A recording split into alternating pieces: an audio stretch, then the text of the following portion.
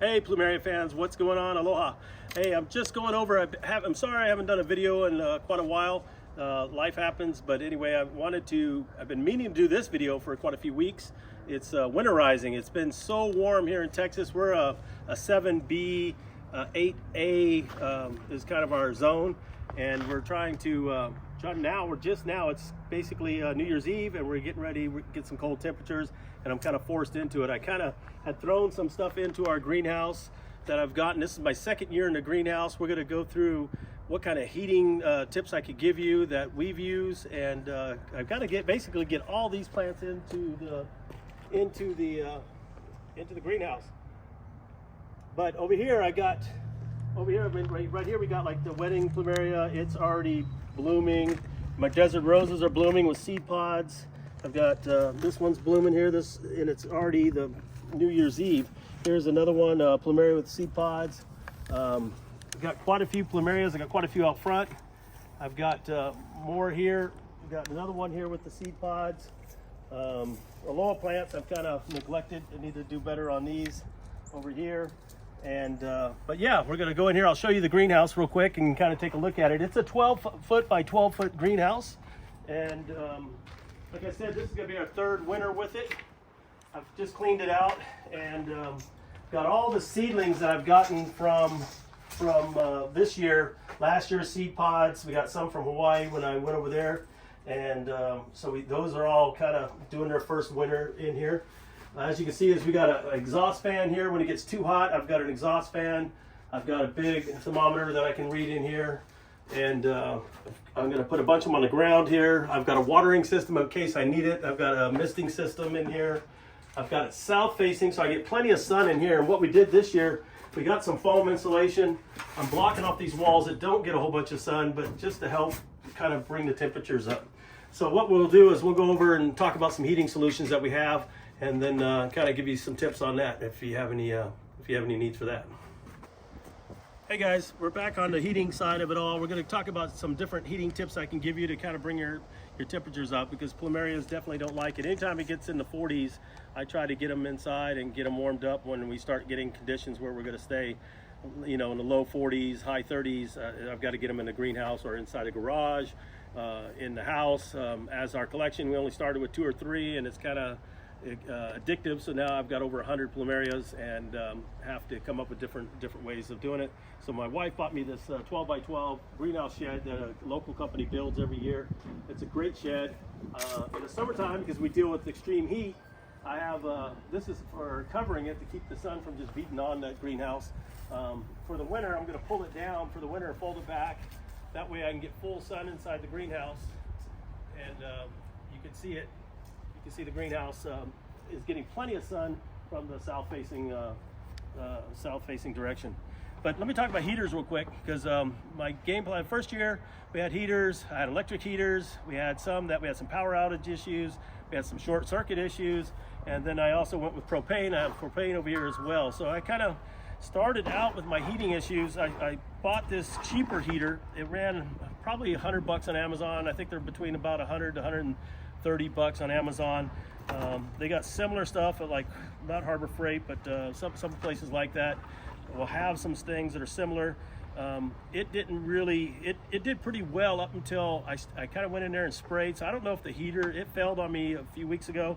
I don't know if it's the heater's fault, or when I tried to spray it, I got a little bit of water on here and it short-circuited out, probably from the heat change, and probably fried it.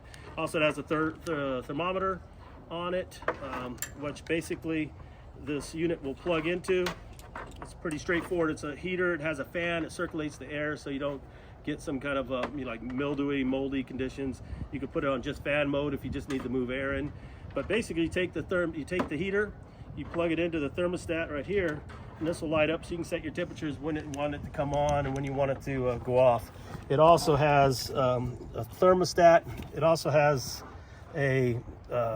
basically a temperature gauge that you can mount in the soil, or I like to mount mine all the way down low, because the heat kind of rises, so I want to see how low it is on my small plants, what the temperature is down towards the ground, a couple feet off the ground.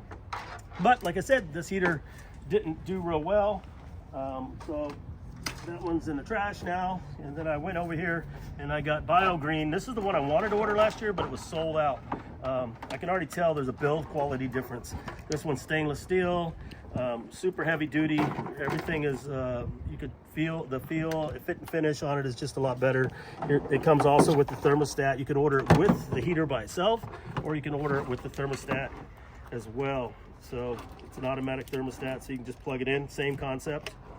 And then it comes with the temperature probe as well, so it can feed the thermostat so you know what the temperatures are. So this is what I'm using now. I've used it for about a week and I've been pretty happy with it. I'm gonna probably try to mount it about midway up, so it's not on the ground, and I definitely don't want it all the way up to the ceiling, but so it's kind of about midway, about waist high. So I'm gonna go with that. When I run into problems where we have power outages, I always have a thermostat. I have a propane option. Propane option here. This works great. It's kind of my plan B if I have to, if we get a really extreme cold. A couple years ago we had where 2 weeks we were below freezing. It was really, really cold, unusual for Texas. But so this came in real handy. But if we get really, really cold, I go in here, end up having to use both of them. This one's rated for about 120 square feet. My greenhouse is about 140 square feet. So you can do the math on that or ask Google and it'll help you. So this should do the job, has been doing a job, brings the temperature up about 7-8 degrees compared to outside. But this year with the insulation that I've got going on, I think I'm kind of finding ways just to get a few degrees here and there. My game plan is also to put some crushed granite or pebble, some kind of rock in the bottom on the floor to also get another couple degrees out of that from radiated heat coming off the ground. So also might get some black water tanks to also help with some different ways to also generate where it sucks in the heat and then kind of release it over the night. But also, if you don't have the funds really to kind of throw a bunch of different stuff at it, you can use bubble wrap, fill all your draft areas around the plants, foam from, I'm just thinking about this stuff because around Christmas packages show up. Went to Lowe's, bought that foam that we were talking about. They make it in quite a few different thicknesses, 2 inches thick, 1 inch thick, 3/4 inch thick. This foam comes in 4x8 sheets, and it's easy to cut with a razor blade or a knife. I used this knife, cut it, and set it up the way I wanted it.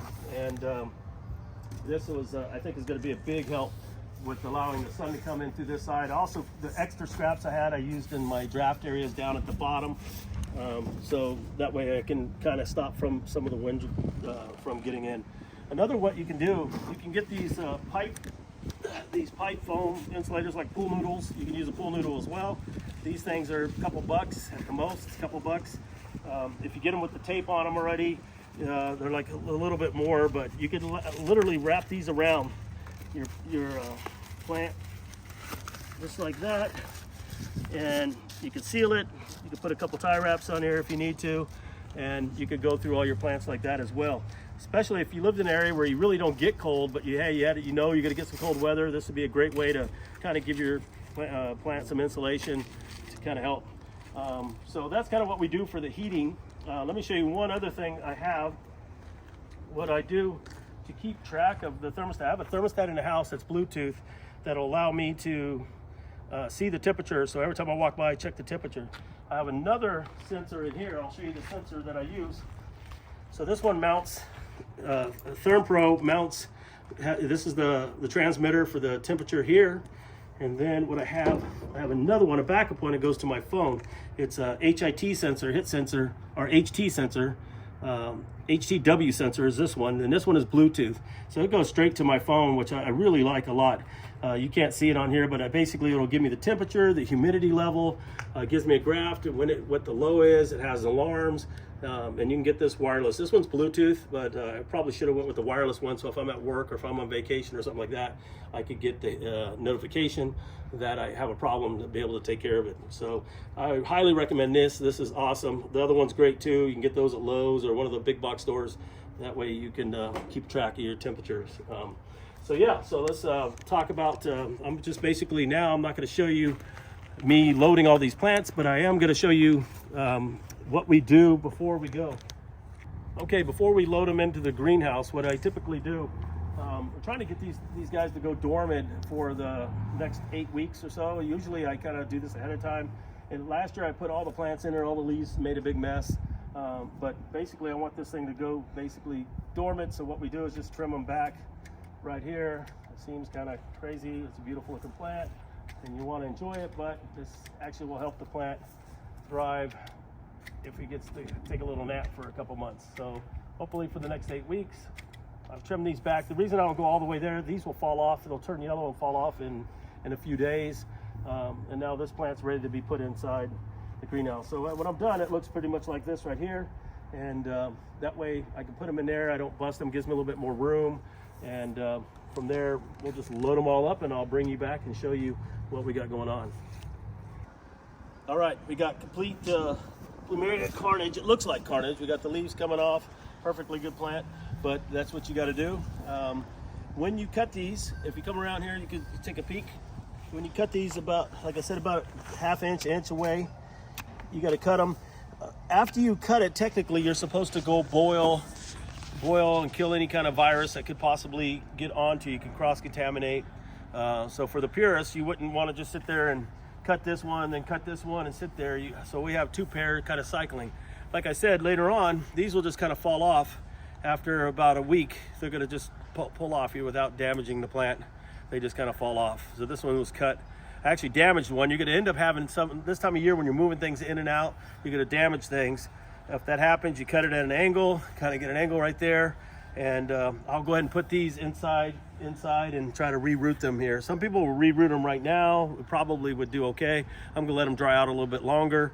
I had two plants that got damaged this year, so we'll reroot them and see what happens. But like I said, you can boil it. Some people don't care, but you're kind of taking a chance that you could cross-contaminate. If you had a virus, you could end up spreading that virus amongst them. So that's one thing. Another thing is, if this is a good time of year to also, so if you got, I bought these dowel rods. So these dowel rods, if you take a look at these dowel rods, they just rot and they don't really do real good after about, man, this one, I think I put these in about 6 months ago and they just rot. Bamboo works really, really well.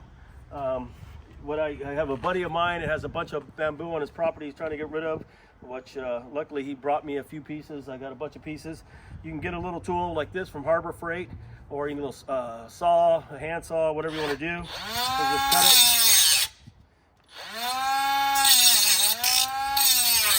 And then once you get that, just give it, push it into the ground. Not gonna hurt anything. Bring it back up, tie it down, then you're good to go. And then I can go ahead and mount that inside, kind of wrap that up there. So now this one's already been trimmed. I'm gonna put it inside. Kind of putting my taller ones back, and if you take a look, we got all our little ones on here. They're all good. We added more of this insulation board, foam board. And like I said, it's super easy to cut. I'm cutting it around so that the draft won't come in so bad on the bottom. We'll retain some of the heat from the heater that will be blowing across here. I've got heat lamps if necessary. I showed you the propane. But like I said, if you look, I get some sun. This is it. The sun's about to set. I get some sun coming in from this direction, so I'm not going to cover all that up.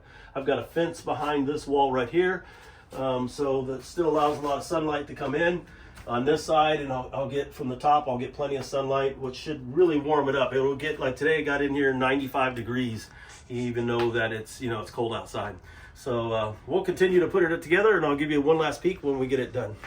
Hey, another quick tip while I'm thinking about it is you can get these little clips, these little hand clips, like this. You can get these. I think Harbor Freight has these for about $1 a piece on sale, 99 cents sometimes. These are pretty strong right here, mostly plastic. You do have some metal. We've used these for most of the year. It's starting to get a little surface rust. And then this one here has a little bit of rust too. This one's really good. These are about $3 a piece. But if you got 2 pots together, a lot of leaves, and you have problems with them falling over, depending on how high they are, all you have to do is come in, grab them, put them over the top, pinch them together, and that gives you more, it makes it way more stable, so it doesn't blow over as much. My wife had the idea. She was at the yard sale getting this, and what could she use it for? And that actually works pretty well. Now, if they get pretty tall, the wind will catch it and still knock it over, but it actually will hold a lot of the pots together and keep them from tumbling over on you and breaking off pieces. So, get a little tech tip. Boop. Hey, another thing on the heaters, if you're gonna run these heaters, they're running around 1500 watts. So you need to get an extension cord rated for that. So I first started out and I ran a 14 gauge extension cord, and it's a 100-foot extension cord. And you can take a look at it right here. It was burning up. It got too hot, and I used this for over a year. You know, so, and I could feel it when I picked up the extension cord or moved the heater. I could feel it into the plug area that it was too hot. On the house side, I've upgraded my house side to a 20 amp, and I also went with a water resistant one, weather resistant one, and I also have a cover for it to kind of get it up to code to what it is. I would have an electrician take a look at that if you're not sure about that at all. Also, this is what can happen on the plug-in side. This is an old plug. The house was built a long time ago. You could see how hot it was getting trying to run that 1500 watts. So I got very lucky that I didn't spark a fire over the time that I've been running that heater. So you definitely want to upgrade and do that. So you don't also, so what I've gone to is I went to a 50-foot, I'm not going over, my greenhouse is about 40 feet from the house. So I went with a 10 gauge, much beefier wire. I like it so I can see the orange light on. I know I'm getting power. Also, there's fluid down in the bottom, so if it gets too hot, this fluid will actually start to melt and kind of turn this whole thing black, so you know you got an issue going on. But 50-foot, 10 gauge, doesn't seem to get warm at all. I've run it now for a couple days, hasn't been a problem at all. But definitely, if you're not sure about it, check with somebody who knows, like an electrician, so you don't burn your house down. That'd be a problem. So anyway, that's another little tip on the heater thing. All right, guys, as you can see, we are finished trimming the Plumerias, trimming them up, getting them ready for winter so they can go to bed, get a good sleep. Like I said, I'm not an expert at this. This became a hobby. I've had some Plumerias, a couple plants for quite a few years, and then it just kept on growing into it. But we'll take a look inside the greenhouse, see what the final product looks like on a budget. So if you take a look, right now, I've got everything in here. I trimmed all these Plumerias. We got them all trimmed up, my wife and I, and we got them all trimmed up. I didn't want to cut back this particular one because it's kind of starting to thrive, and I just did not want to upset it at all. But we got everything in here, got plenty of room. I can always see the thermometer. I've got a light on something so that I can see that, hey, my heater's working. I've got my pepper plants. I got some desert roses back there. I did not trim those back at all right now for this time of year. And then I also have some pineapple plants, cactus, and we've even got a fig tree in here. The heater that I'm using right now, when you put the heater in, I use this, like I told you, I have a thermometer basically to measure what the temperature is in here. I like to drop it down a couple feet off the ground. That's about the height of most of my Plumerias, to keep it so I know what the temperature is kind of in the middle of the room to see where we're at with it. If you take a look at this BioGreen heater, it's definitely a lot heavier duty than the cheaper one that I found on Amazon. I found this one on Amazon too, with the thermostat, and you take a look at this thermostat. It's telling me what the temperature is right now. Just hooked it up, so it's just getting its reading. It's showing 58 degrees. I could change the temperature. I can adjust it to running just a fan if I want to. Over here, you can see it's pretty close. It's 60 back there on this back wall. But and then, like I said, with the sensors that I have inside, I can tell at all times what the temperature is in here. But hopefully this will give you guys some tips.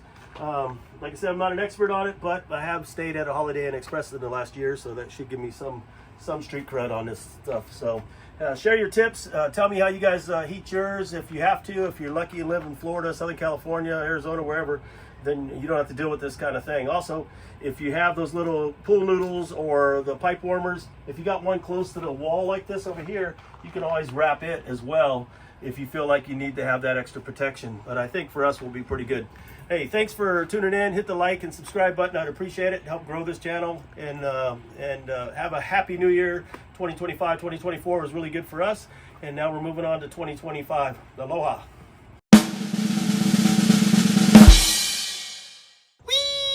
Happy New Year. I didn't have a little blower thing. So anyway, it's Happy New Year. It is Wednesday, the January 1st of 2025.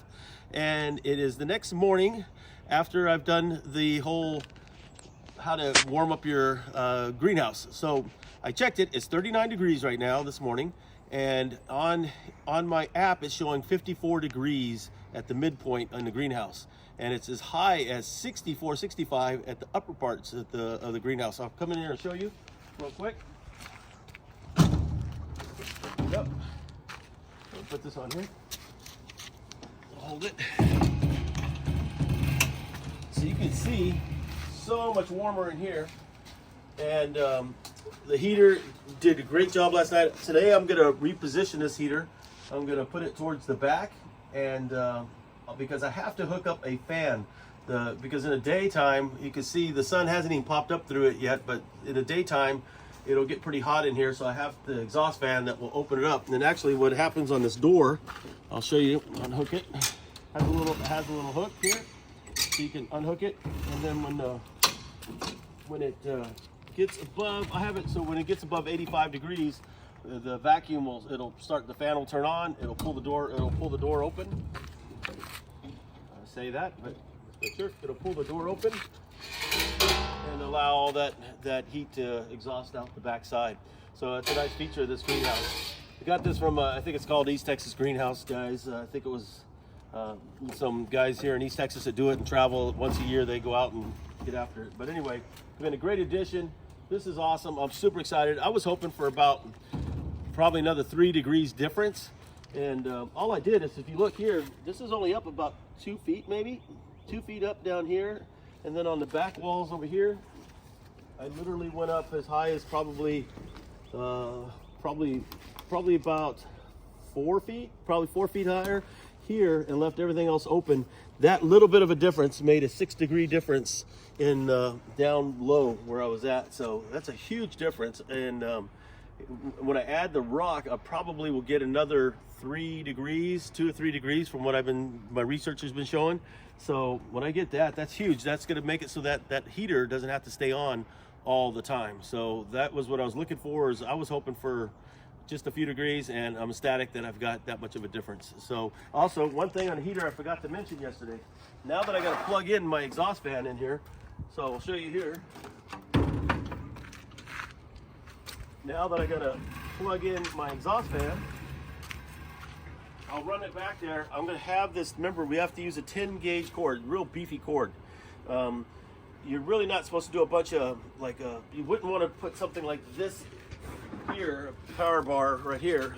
This right here with the thin cord will burn up. So you can see the difference in the cord right here.